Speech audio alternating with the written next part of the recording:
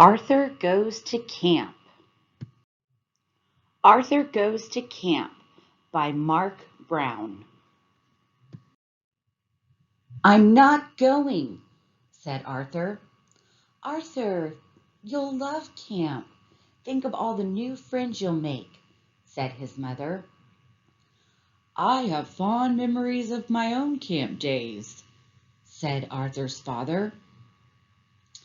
"Camp will teach you about the great outdoors." "I'm not going." Arthur was at the camp bus stop the next morning. Buster was standing with a new kid. "He's got 100 comic books in his footlocker," squealed Buster, pointing to the brain. Francine was there too. "You guys better watch out. Tent 3 is full of bats and snakes," she yelled out the window.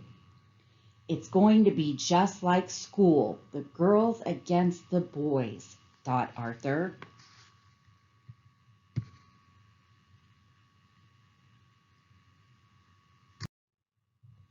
When the bus passed Camp Horsewater, even the girls stopped teasing. "Look at those guys," said Buster. "They're going to be in great shape for our scavenger hunt. No wonder they always win. That's no camp, that's a zoo," said Arthur. Things were different at Camp Meadowcroke. Well, at least for the girls. "I'll do my best to make this a wonderful summer for you," said the girls' counselor, Becky. Even Muffy looked eager when she pulled up in her limousine. "Where do I plug in my air conditioner?" she hollered. The boys' counselor was a different story. "Attention, men, line up," barked Rocky. "Stand up straight, suck in those guts. I've never seen such a soft, flabby bunch. No dessert for you men this summer." Muffy had brought her own dessert. After a dinner that tasted like macaroni and fleas and worm burgers, she opened her trunk. The girls dug in. At bedtime, Muffy discovered the tent had no electricity. "How will I brush my teeth?" she moaned.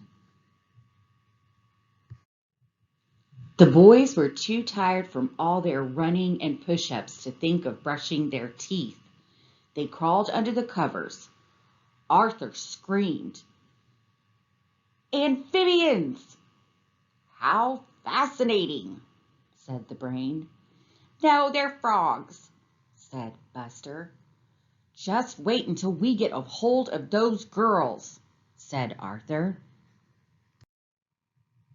"Let's see you do the dead man's float, Buster." "Have a good trip, Brain." "Forget about the frogs," said the girls. "You guys better worry about the softball game instead." The girls were beating the boys at everything. "Disgusting," said Rocky. "I'll never live this down." "Hey, Four Eyes, need new glasses?" In fact, all that week the girls were great campers. They built campfires, pitched tents, tied knots, identified plants. All the boys could find was poison ivy. Rocky hid in his cabin. Arthur wrote postcards home. "Dear Mom and Dad, I miss you and I cried when I read your letter. When are you coming to get me? Camp is gross. Love, Arthur."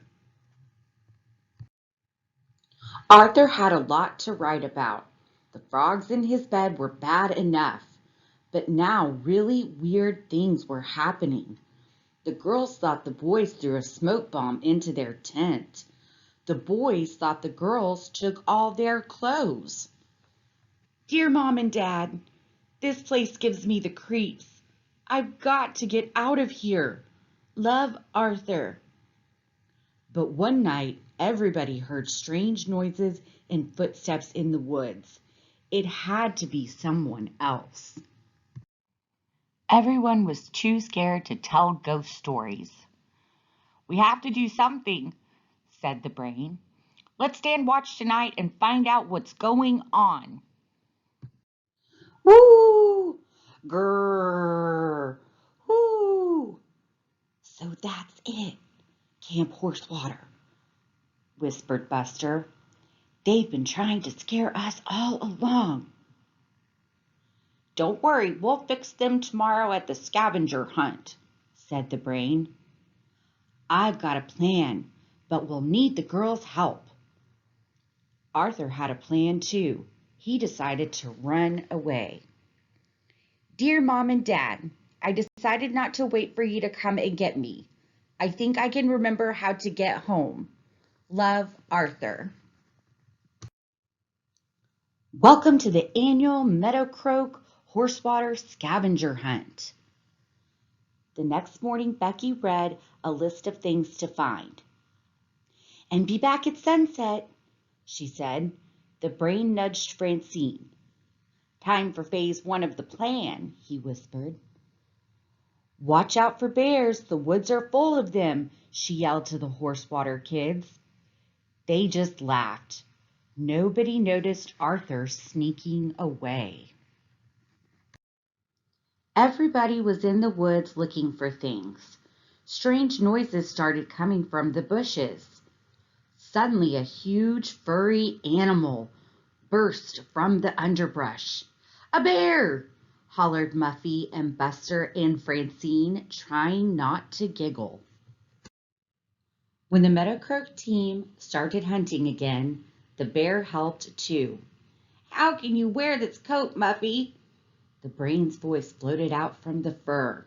It's so hot. It's never too hot for Mink, Muffy grinned. Our plan really worked, but we still haven't found a flashlight. And has anyone seen Arthur? Said Buster.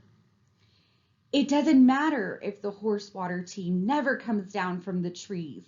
We can't win if we don't have everything, groaned Francine.